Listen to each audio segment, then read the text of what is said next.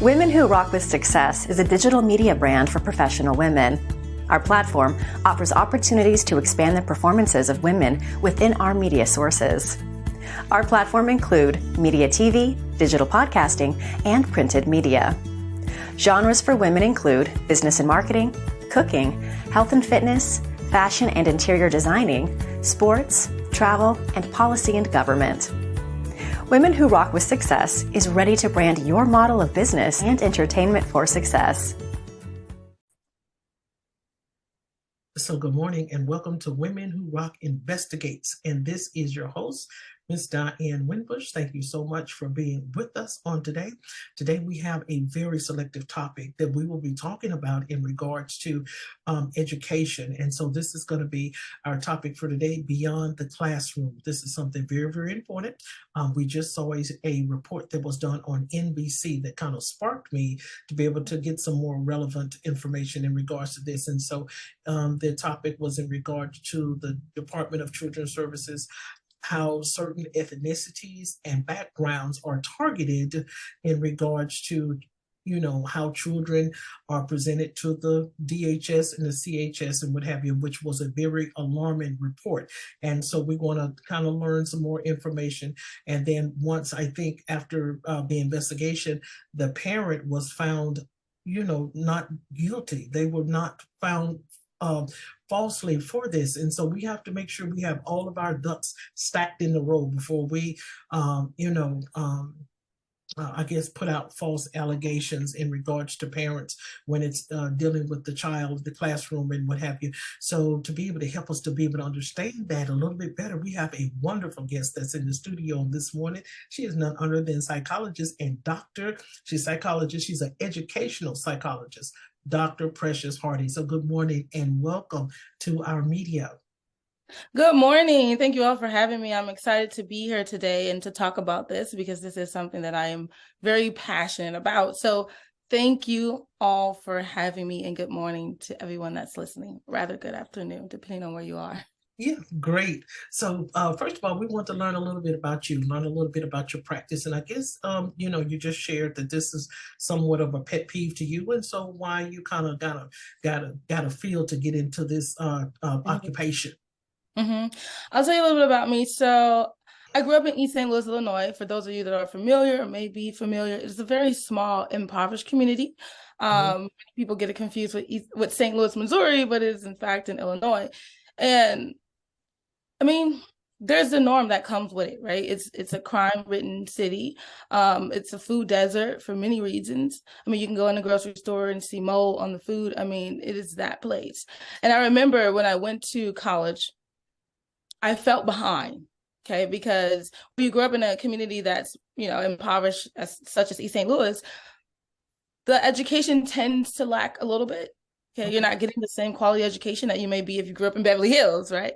And so when I got to college, I realized, wow, I'm lacking in some things. But luckily for me, the university that I was at the time, which was Lincoln University in Missouri, had a student support center. So this is where you can go to get tutoring, to get caught up and things like that. So this is something that I used during my whole entire time in undergrad.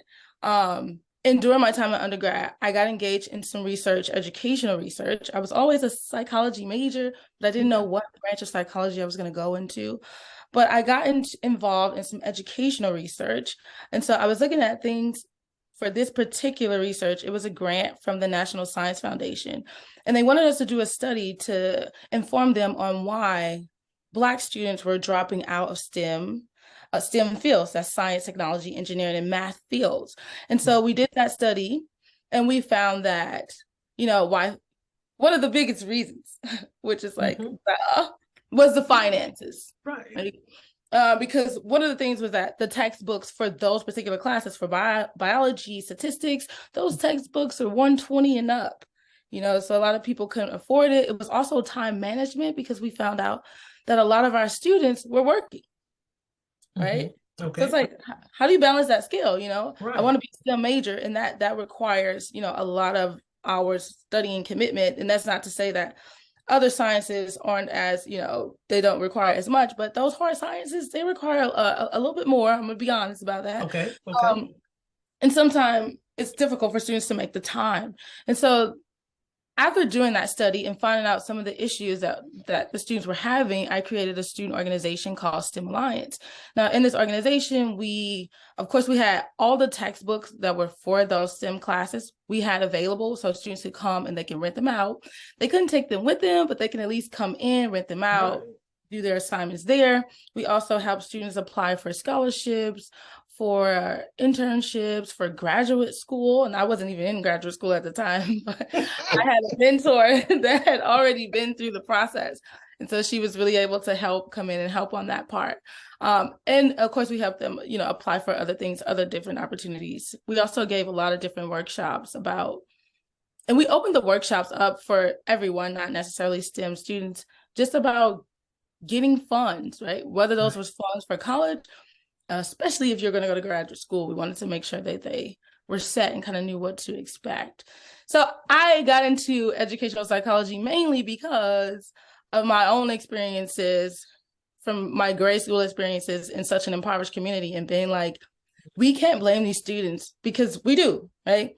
Right. Look at the test scores and we say, oh, those kids over there, they're not really performing well. It must be them, right? It can't be the teachers. It can't be the structures and the systems and the underfunding.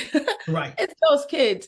And it was unfair. So in a way, I wanted to do research that was giving voice to those students that I felt like was voiceless. Right. That was me at one point in time. So that's kind of how I got into educational psychology. Okay, great. That is so wonderful. And that's an impeccable story because, Dr. Hardy, it's kind of challenging for some students, as you stated, it's not their fault. And so, children are based, they're put in this type of bracket, whether I don't think it has some of it does have something to do with the ethnicity, the background of it and what have you. But of course, we want to be able to say also that it's just not African Americans, it's different types of children that perhaps maybe have like a fall behind type of mechanism. And it's really sad. And like I stated, when I saw that NBC, it was not actually an investigation; it was a news report. And so they came in there and they broke it down and said, African American children are targeted the most. And so that's the reason why I said, okay, then we need to get up, and this is going to be our next case study as to why African American children or minority children are targeted the most when it comes to, just because the child may not measure up. And okay, we're gonna get into some more things, but I'm gonna put a pin. I will put a pin in that because I'm gonna put a pin in it because look, Dr. Hardy, no, we're gonna get into it. We're gonna do it. So I'm gonna give you a live example. This is a true example. So when we don't have diversity in the school districts, that can cause a problem. And so what I mean by that is, so take for instance, you have a large district, school district, but they don't have a diversity as far as African Americans being in the position as a principal or a assistant principal. So you have one culture that's running the show. Then they come in and they can stereotype other children. They can make decisions that do not make any types of sense based off of how they perhaps may be raised. They was not raised in a impoverished community. They was perhaps maybe had all of their I's and T's dotted and what have you, which can cause them to stereotype other families, their children, their parents, and falsely accuse them of things that is just totally ridiculous. So we want to talk about that. We want to get into that right now as to why there is less diversity in some school districts. We're gonna do that question first. I think you said it. They want to control the culture. If you start letting other people that may be more reflective of the student body of the school in which you work in, and even then, it still should be some diversity because you should know how to work with different cultures. But people want to control the culture of public education, of education in general, but especially public education. So they'll give very little opportunity to allow that door to open for someone that may come in and shake up the place. And I completely get what you're saying about certain students are treated different ways in the school. Mm-hmm. There is so much research that talk about how Black students, in particular Black boys, how they're suspended for things that their white counterpart may do. The exact same thing. They look at a study. There's a study. I wish I actually had the researcher name. They had children go into a room. They told the teachers this was like a personal development type of, training, which it was not. So they were watching a pre-recorded video of these students behaving, just being in the classroom. Right. And then they were responding, how would they manage that student for what they did? And so you'll see the video and you'll have the kid do something like throw a paper ball, right? So the Black kids throw the paper ball, the white kids throw the paper ball. And you'll see, at least in this particular study, most of the responses for the white students was like, okay, I'll give them a warning. I'll have a conversation with that kid. And then the students for the Black student was like, oh, we will probably need to go to the principal's office because maybe this is something that they do. Maybe this is what was so funny about the study. Come all the way out with it. We want to take the gloves off on this topic. This is what was so funny. You see how they saw that student's action and it was just a single action, right? And it's like, oh, I'll give him a warning. Then they see the Black students' action. It's like they craft a whole narrative around it. Oh, maybe this is the second time. We don't know. Maybe he's a problem child, blah, blah, blah. Oh, he's going to go to the principal's office. Not only are they suspended more, the punishment that they likely get is harder. They get harsher punishments. And I also was reading the research that say that Black boys and Black girls in school, they don't even, they adult them, right? They just turn them into little adults. So it's like, hey, this is a child. I get that they're acting out, but you can still talk to them like a child, treat them like a child. But it's like, no, I don't see this. Because kids do things that is just a child being a child. But they see them like, you should know better. Right. Because I'm making you an adult in my mind that should know better. Right. And that's crazy to me. Right. And they do it. Most of it's so much research out there about the way that they do it for Black students, but a lot of minority students, Black students and Hispanic students especially, and most students from low-income communities also get treated differently in the school system, which I think is completely unfair also. Mm-hmm. And I just, even because there are things that, even from a teacher's point of view, like if you're a teacher in a classroom and you haven't really been like in the culture, like in someone else's culture to understand them. Right. There are narratives that teachers impose on their students, right? Like, oh, this teacher is late. This student is late every day. You don't have a pencil. You don't have paper. You don't know what home life is like for that child. Mm-hmm. You don't know that. They target and market them, mark the child, mark them you put like when this child comes in, I have something specific for them to be able to follow. If they don't follow this type of diagram that I have set out, then guess what? You're on my target list. Go ahead. Exactly. Go ahead. Exactly. They do that, and that it just drives me crazy actually. But it's like, oh, okay, he's late. She's late again. They're late again. Now I'm picking you out, but you don't even understand what that have been like from leaving home, coming here for that child. Right. You don't know. You just don't know. Right. And I remember because I used to teach pre-service teachers to prepare them to go out and do their field studies, prepare them to go out into the world as teachers. Right. And I remember giving my students a scenario because we were talking about how do you identify child abuse, whether or not something is child abuse. And one of the big ones that was kind of, the problematic one that we really had to get into was how do you identify neglect? Because some of the ways we watched like this pre-recorded video, that was approved by whoever had this course before me. And one of the ways that they talked about identifying neglect was the clothing of the child. Right. So are the clothes too big? Are the shoes too big, etc.? And I mean, that's a serious, when we phone to say, hey, I think something's going on with this kid, that's a serious phone call, right? Right. That's a serious issue. Right. But, I guess I'll crouch this by saying, I was telling them why it's important to know your students, to actually know them and the journey that they're on or been through. Because you can say something is neglect. You can say that child is neglect, and I'm calling the hotline, right? Because you're the hero. You don't know that maybe that child has 3 or 4 other siblings, and or some other siblings, and maybe they have clothes handed down to them. So maybe it is so big. You don't know the situation. Right. So before you target a child, because they do target kids for different reasons, right? And they treat the kids differently. I mean, I've seen it on I used to be a teacher. I don't want to rant, so you can stop me anytime. No, continue. Yeah, I used to be a teacher at this school. And it was called Clark Middle School in East St. Louis, a math teacher, like a supplementary math teacher.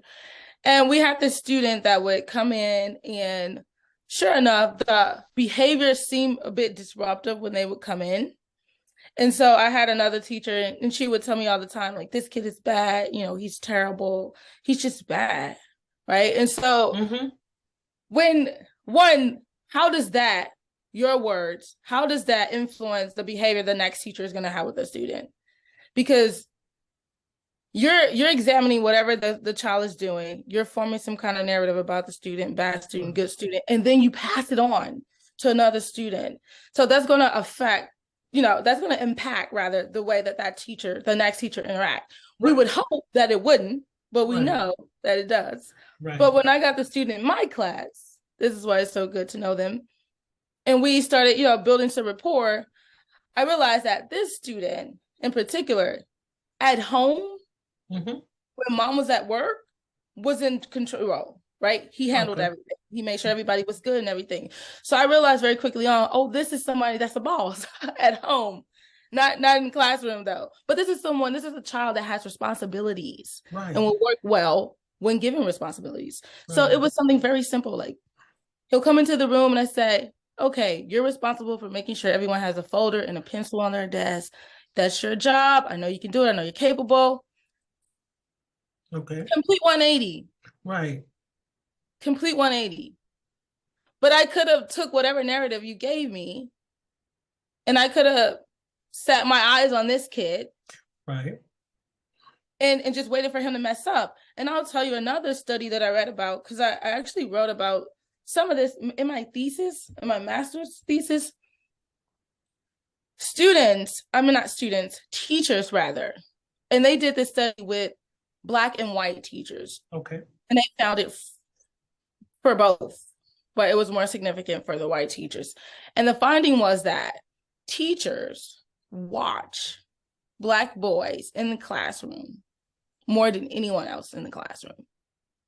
I'm watching you. You come into the classroom and I'm watching you and I'm waiting for you to mess up so I can send you out of my classroom. And I thought, what? Wow, that's crazy. Wow. Absolutely? Really? Absolutely. 100%. And earlier when we were talking about stereotypes, there was another study done where I can't remember if it was CVs. Actually, was it CVs? I think it was resumes or CVs. Okay. Actually, that's a different study. I want to bring it back to education. That was one about the job market. Okay. That one was interesting. But in education, they had teacher ratings on competence, on how competent they thought a student was. And this was for math. And all they had teachers to look at was like a student's assignment that they had completed. And the only thing they changed, every single thing on the assignment was the same, right? Because that's how we do it in experimental studies. All they changed was the name on the assignment. And they found that teachers, and this was majority white teachers, right? I want to put it's out here. I didn't write I didn't do go ahead. Out here. That's what this is for. And they found that just a name, a black sounding name, was enough for a teacher to rate a student as having lower competence. Your name. What? Black sounding. Wow. And I thought, that's awful. That's awful. And it's like, what is the effect of that? Right.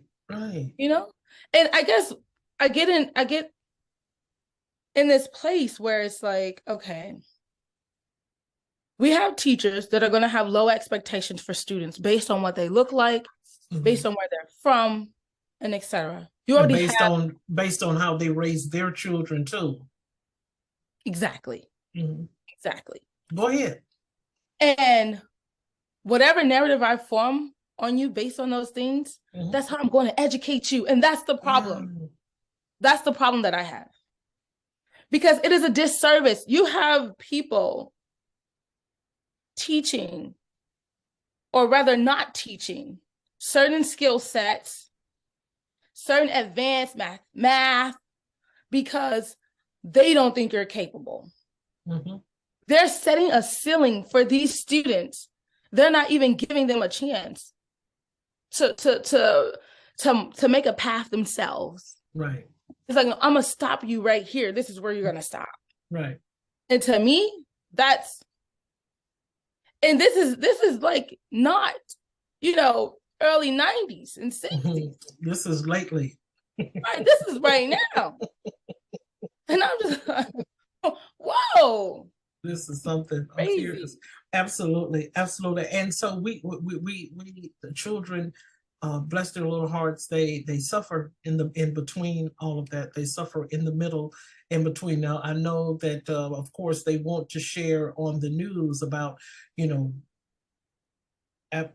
children being irate in classrooms, high school kids, and what have you, and then where they're fighting the teachers. Of course they're going to post things like that, but things that what we're discussing today, that's kind of basically pushed up under the rug. It's not brought to the forefront. It's not brought to the light. So that's something that we're going to request from your office, that before we get ready to publish this to the media, to ensure that we get some links and what have you from you, so we can make sure we have that down in the chat box, where the people can be able to click on the links as well. They can be able to learn a little bit more as to how to, people don't understand their rights. I know sometimes we just want to, we want our children to have a perfect education and what have you, and we're trying to work and what have you, but sometimes the parent will have to roll up the sleeves in order to be able to get answers for their children.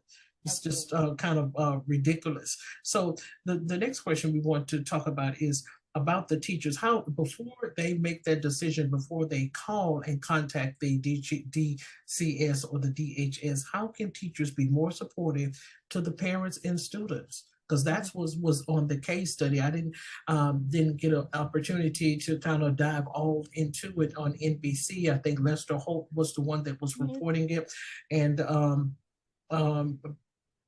it was in regards to, I think the parent had said, be more supportive with the other parent or with the child. So how can teachers be able to be more supportive before they, go in and begin to stereotype these children? I think first they need to realize that that student is human. Awesome. Realize that student is human. Realize that the parent is human, and this is a family unit.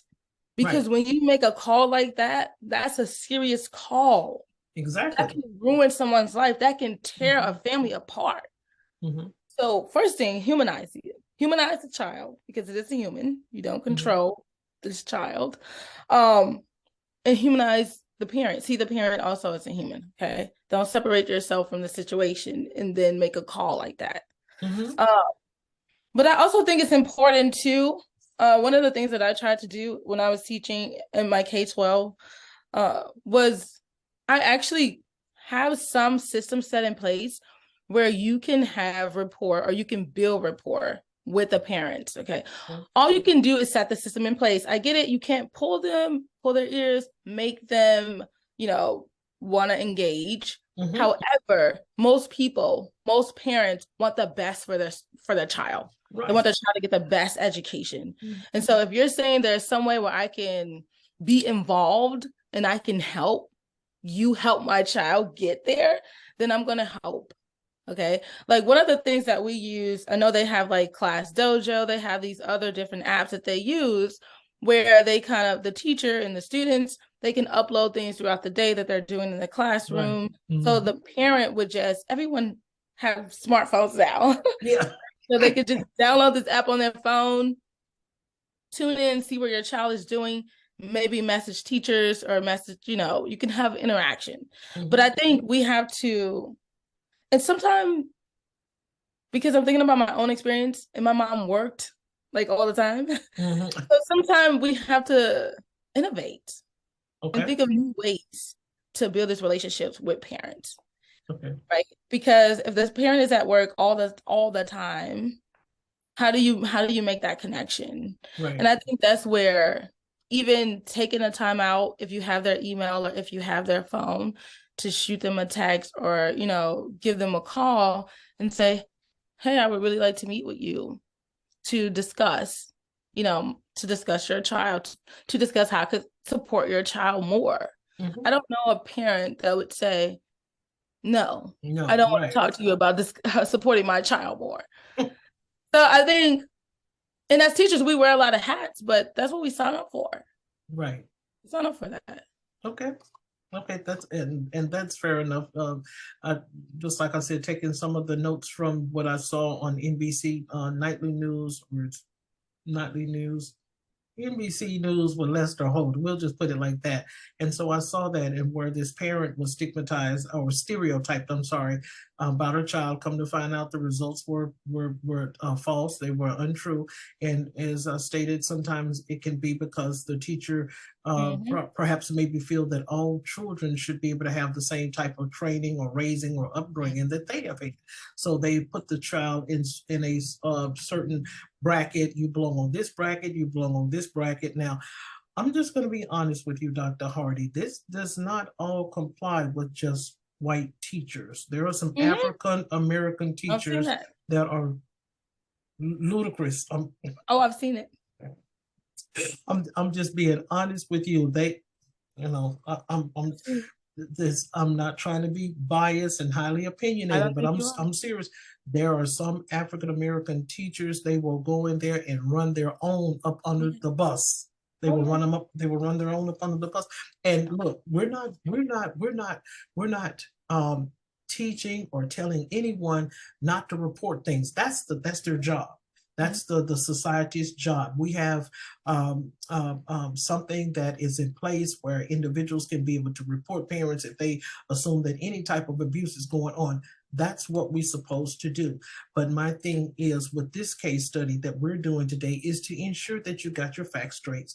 Don't be biased. See what you can be able to do to reach out to the parent. As you stated, they have different types of communication now with the teacher and the parent, where they can be able to upload information, documentation, text them, and what have you, on different types of resources and platforms, which is very, very intuitive for the parent and for the teacher. So I just didn't want the audience to feel that this is something that we're talking about in regards to racism or anything like that.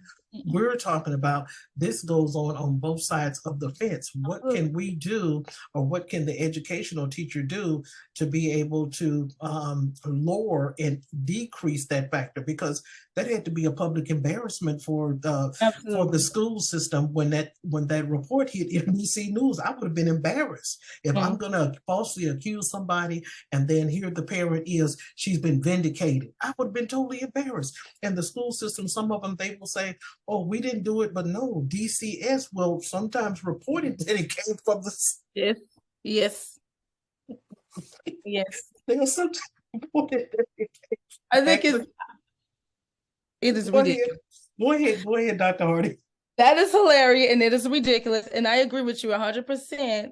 This is not a racial thing. I've seen both Black teachers and everyone else do this, especially the lower standards thing. That's something that I've definitely been seeing from both sides. And I think, that's crazy. Come on and say it. I mean, we're gonna put a disclaimer. I put a disclaimer on all of our videos. I'm serious. So if someone has an opinion, they can. So I think there are some Black people that are, inside the culture, but they're outside the struggle. Okay. That they've makes been sense. way far removed. So it's like, oh, you were raised like that? Like, it's just, and then they see it as, a reason like that kid is different. That's really a Right. bad kid to Right. start targeting the child, like you were Right. saying. Right. And it's like, wow, Right. I don't Absolutely. expect that from. Absolutely. So when in your perspective, when do you feel that it's okay? So from 2000 and what 17, or even we can go back to year of 2016, we have seen a lot of controversy in the classroom. When teachers are interacting with the students, as far as physical. So That's true. so give us some tips and strategies that you would suggest for teachers and for students when to cool off. And that cooling period is what we say in the law, the cooling period, the cool off, and before it reaches to that point, because somebody, especially, when you see that when a person is physically involved with a student, this is Yeah. not something that just happened overnight. This has been something that has been building up, and you can tell it as to how the teacher reacts to the student or how the student reacts to the teacher. So give us a few little strategies in your profession as to how you feel that you would handle this if this came to you, or even if we're not going to say that you dealt with this as a teacher, but what would you do? How would you handle that? I think if this is something that you're noticing, because like you're saying, this aren't usually like single events, like I'm going to go find my teacher today, but you typically notice when there's tension between you and someone else, right? Most people notice that. So you would notice if there's tension is forming between you and the student. And I would hope that instead of just letting it go on because they'll be out of my class next year, you would just maybe go to the school counselor. That's why we have them there. Our Right. schools are typically paying for them. Even higher ed usually have some kind of counselor on campus. And so you can say, go to the counselor, hey, I really, I want to have a meeting with a student that I feel like we have issues, but I don't want it to go left. So can you kind of mediate? I know you're trained and kind of handling this. And then you can, ask the student if they would be willing to come, and have that Right. meeting. Mm-hmm. So you don't wait until it's time to do that. Okay. And I think even when you're in the middle of it, like before it goes down, because I actually saw something that happened recently at a university. I forgot the name of the university. You don't go back and forth with your student. Right. In class. Right. Before the fighting happened, there's usually some back and forth. Professionalism, code of ethics. Yes. So it's like, okay. And if that means you step out and you go get the principal or whoever, you step out. You step out of the law. But I get it. Teachers have that thing in their head that's like, this is my classroom. You get out. But look, it's okay. Because you are the teacher, you are the professional there. You're there to educate children. If you find yourself going back and forth with a student, and you feel like this is going to lead to somewhere else, even if you don't feel that way, you shouldn't go back and forth with students. So if you need to step out the room, step out the room. Right. Calm down, regroup, or, And actually what usually happens, because one of the things even I noticed when I was teaching grade school, most of these students, even if you're not their favorite person in the building, they have a favorite person in the building. Okay. And that person can come in that room and calm them right down. Oh, wow. Whether that's the gym teacher, the school counselor, whoever that is, they typically have a favorite person in the building, and they'll come in there and they'll say, come on, just come sit with me. Come sit. Okay. Okay. So maybe if you want to have a meeting, step out and regroup. Just, don't go back and forth with your student for sure.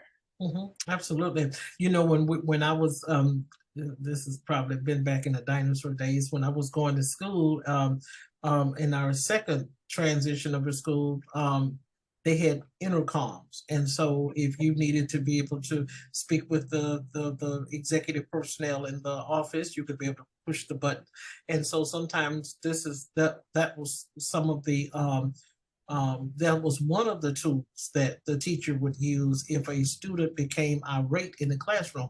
They would run straight to the intercom and push the button because they knew that it was going to get escalated. I saw one teacher in my time, and he's deceased now, had to put his hands on a student. He just picked him up and grabbed him and picked it and put him straight out of the classroom. Now, of course, really they don't supposed to be doing that now. Laws have changed and what have you. And that's very, very important to make sure that teachers are aware that they need to be able to have a cooling off period. Yeah. You have to have a cooling off period before it get to or escalate to that type of level where the student is now looking at the I'm reminded of a scripture where it says, brethren, if a man is overtaken in a fault, he that is spiritual, restore such a one, lest thou also be tempted. So what I meant to say that, my whole meaning for that is the person that's adult, they should know better. They should know better. They should not let it get to that level where they allow the student, and then next, after the student is pulled off, they're looking like, this is an adult that approached me like this. Now the student has lost some levels of respect for that teacher simply because of how that teacher reacted towards that student. Yeah, you're someone that I'm supposed to be looking up to, learning from you, meaning I need to respect you. I'm going to learn something from you, and you just remember that thing. So. Absolutely. So now we want to talk about, we were talking about earlier at the top of the hour in regards to DCS and DHS. And we talked about some of the things, I think you touched on a little bit of a neglect and what have you. Sometimes children are stigmatized or stereotyped due to their clothes or what they have on. In your perspective, in your profession, when should the educator actually get involved? Because, we, when it comes to domestic violence, different things, sexual harassment and stuff like that, according to the law, they only have to have a suspicion and they can be able to report it. So we want to talk about that as well as to when should the educator become involved, because there are some children that are perhaps cannot cry out. So let me share an example with you.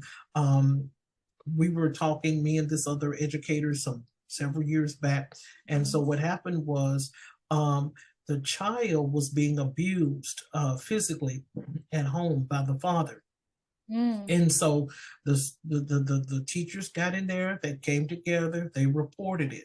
So what the father did was he retaliated against the school, not against the child, because the child did not report this.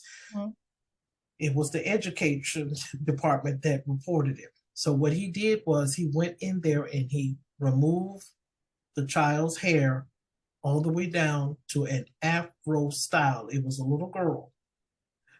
Oh my God. When the child went back to school, why did you cut the child's hair? This is our religion, which they knew that was not true and what have you. And so I guess that's what we want to, it was very cruel and harsh. He was not making a statement to the child. He was making a statement to the school. In my perspective, he was. If you cut the child's hair, because usually now they, it's a separation between church and state, and all of these different things. And so when it comes down to a person's religion, they kind of, the state backs off away from that. So in your perspective, when do you think that a educator should be able to get involved, and how can they be able to protect the child from being retaliated against? Ooh, that's tough. I'm telling you, because when I was in tears this has been some years ago. I'm pretty sure now the child should be grown as an adult and they can be able to probably have moved away from that father. Get away from him. Oh, that's a question right there. In terms of reporting, if the child comes to me and tell me directly, I'm immediately reporting. There's no doubt about it. I'm going to report. Also, if I can see signs, like if I can see bruising that doesn't make sense, or emotional, because that's emotional abuse, if my student go from, being this person that, says hi every morning, or, talking with their friends in the classroom, and all of a sudden, I don't even know that you're there because you're just off in the corner somewhere. I'm going to be thinking, hey, something is probably wrong. Right. And of course, I would try to have a conversation to see if they're going to tell me something, because I at least know one of the things that when we talk about mandated reporting is that it can't necessarily be hearsay. You kind of got to have it, have some visual evidence that would want you to report, or the child comes directly to you and then you report. Right. So I would say, again, if you're coming right to me, I'm reporting. If you have signs, like any bruising or things that just is out of your norm, and that's why it helps to know your students, because you kind of know what they do and what they don't do, right? Like, she doesn't sit by herself at lunch ever. Why are you sitting by yourself at lunch now? And so it helps to know, one, what those signs actually look like. Like, what does the signs look like if someone is being emotionally abused versus if they're being, touched or something like that? What do those signs look like? Because then you're able to identify them. And I don't know if we train them on that enough, if we train our teachers on that enough, because like I covered it, but it's like, that's a class you had in college. Do you ever do that again?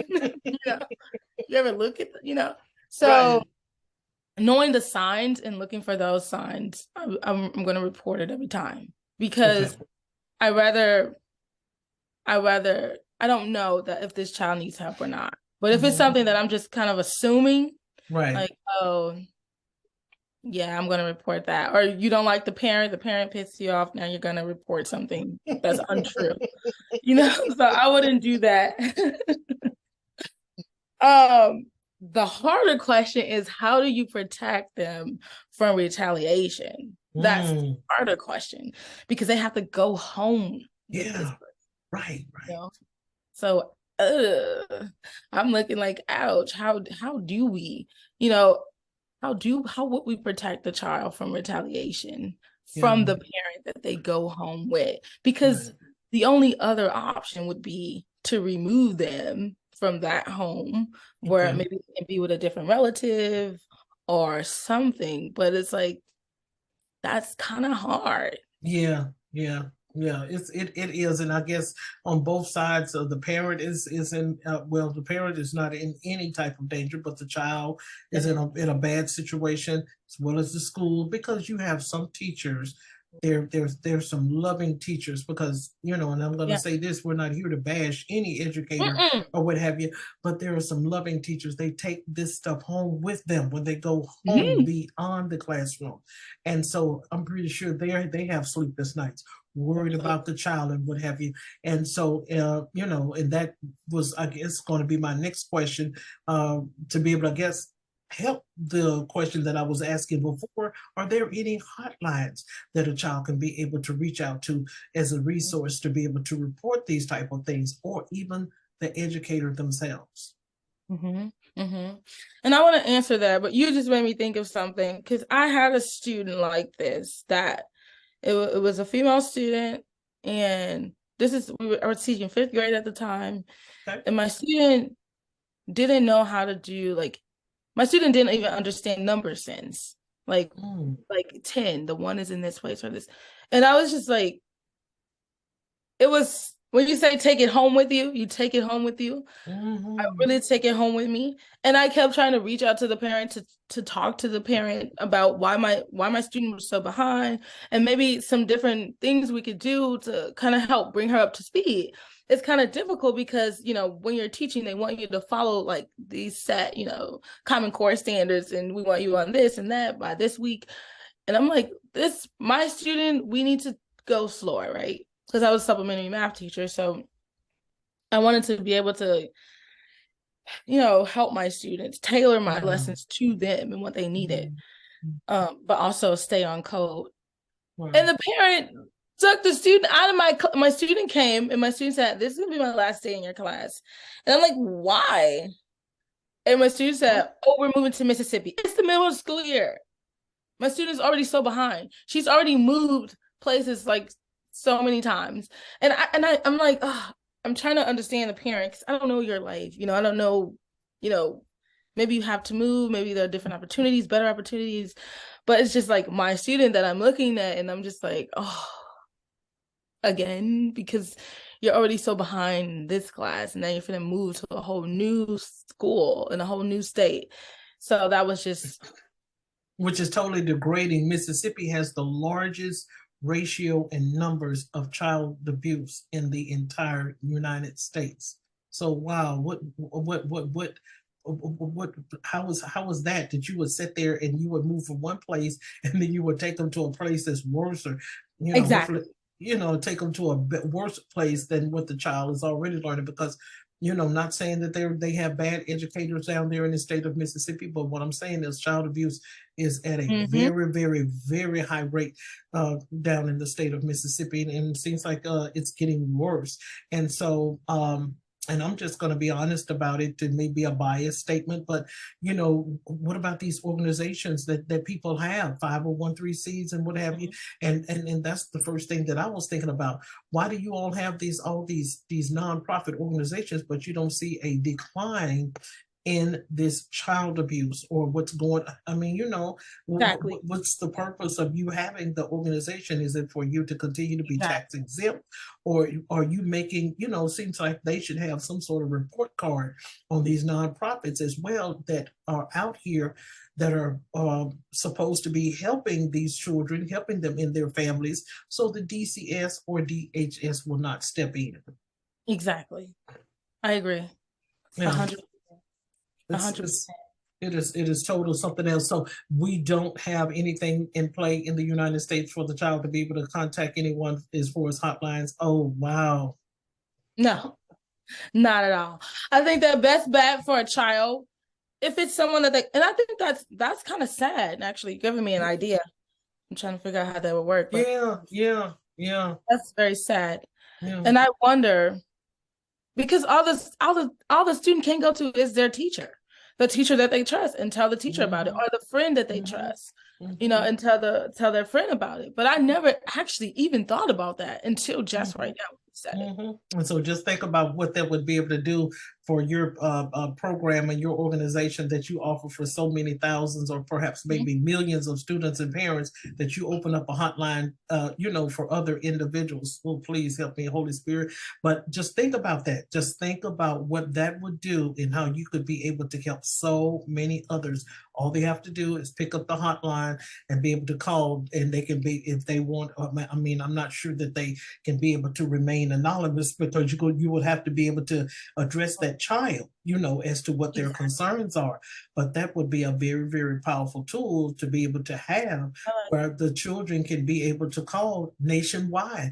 And it's probably gonna be just like Facebook. It's gonna crash the first time, but just as long as you have the right team and the right support, that's I'm kind of ministering to you right now, right? If you have the right team, you have the right support, you have the right staff, you can get it done.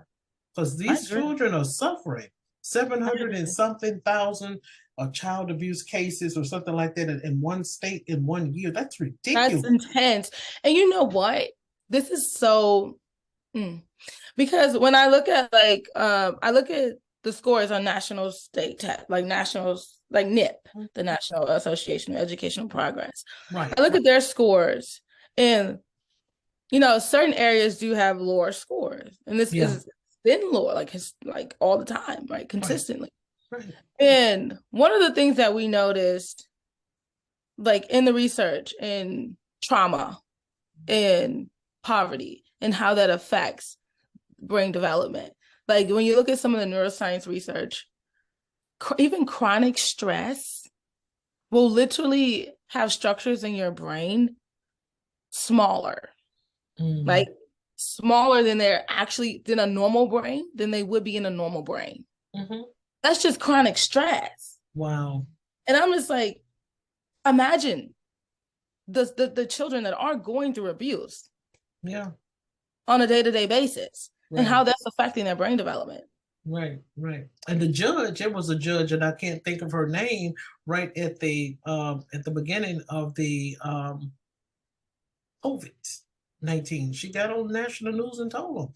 She said, look, hey, when this COVID comes in and these children are on a shutdown and they go back to the house and what have you and things, she says the statistical rates of child abuse and Yes, sexual abuse at the yes, home is going to yes. rise skyrocket.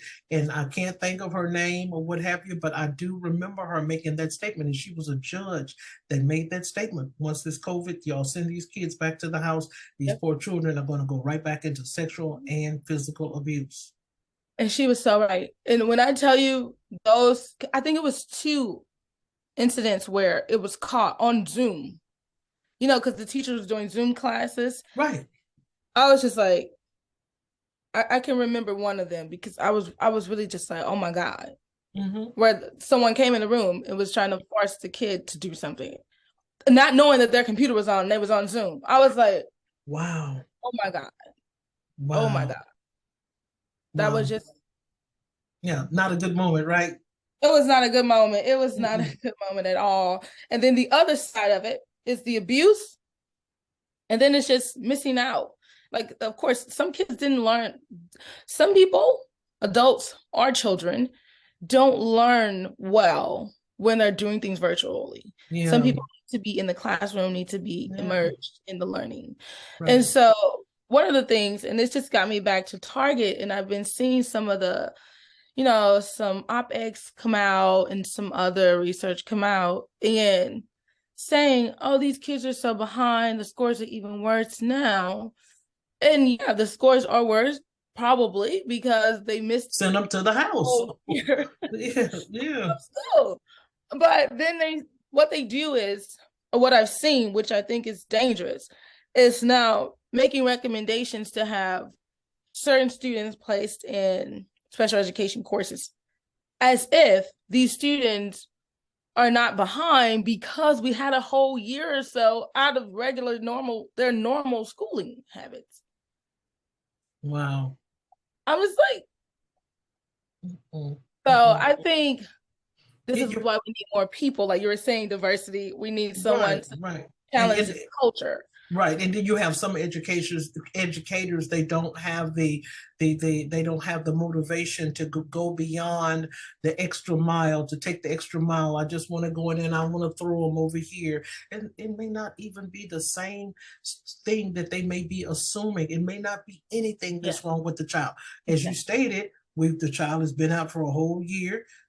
They had to come to here in our district, and I think in the whole state of Tennessee, what they had to do, they had to go back and give the parents all of that supplement back by allowing the child to come up to the school and get their free lunches every day. So I mean, and so when people don't want to be bothered, they don't want to be bothered. I got to keep moving and what have you. You have some that do not go the extra mile, and then we do have some wonderful educators that does, like I stated, they take it home with them.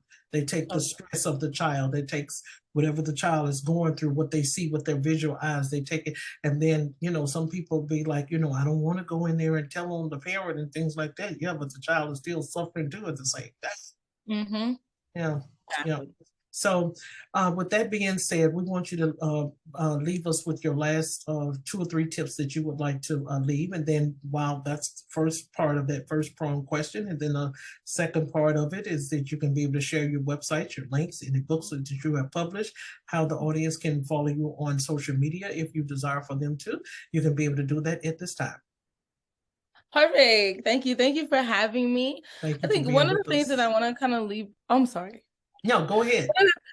That I want to leave behind, because when I have these conversations with educators, with parents about ways to minimize achievement gaps among students, whether that's racially informed or based on SES, whatever that may be. Okay, let's blame everybody. Let's blame the teacher. Let's blame the parent. Let's blame ourselves. Let's blame all of us. Okay, got it. Now let's find a solution. Okay, we can't get stuck in playing the blame game, because we owe it to these children to educate them adequately. And that doesn't mean lowering standards because we think they're not capable, right? So walk into a room, tip 1, walk into the room and know that all your students are capable. Okay. Believe that and know that and teach them as such. That's tip number 1, which this one, number 2, which probably should have been number 1, get to know your students. actually get to know them for real, not just their name and you sit there, but know them. Okay, at least know a little bit about them, their background, where they're from. So, because that helps. And when they feel comfortable with you, when things are coming up, like abuse, which we definitely don't want to happen, but they'll at least feel comfortable to come to you and tell you, and then you can really make that call. Okay. In terms of following me, I am on Twitter. I am on LinkedIn. Precious Hardy, you can find me, Dr. Precious Hardy, on Twitter. And also, if you want to see any of my published work, all you have to do is go to Google Scholar and type in Precious Hardy, and it should come up. Okay. So, okay, thank you so much for Dr. Hardy. You have unpacked a lot today with us on this case study that is so sensitive, but it's so much needed. It needs to be published. It needs to be talked about. And we need more conversations like this, because the less we talk about it, the more the children will suffer in the classroom. And so thank you so much. Hopefully you will be that one to take a step out to get that hotline ready for these parents and for these children, or for the children and / for the parents. So it can be both on both ends, because sometimes parents can be burnt out. It may not even be an issue in the home. It could be to the parent is burnout, especially if they have special needs or special education types of children. So thank you once again for sharing all of your pearls and nuggets with us today on Women Who Rock Investigates. Until next week, everyone, you all take care and stay warm. Thank you so much and have a wonderful day.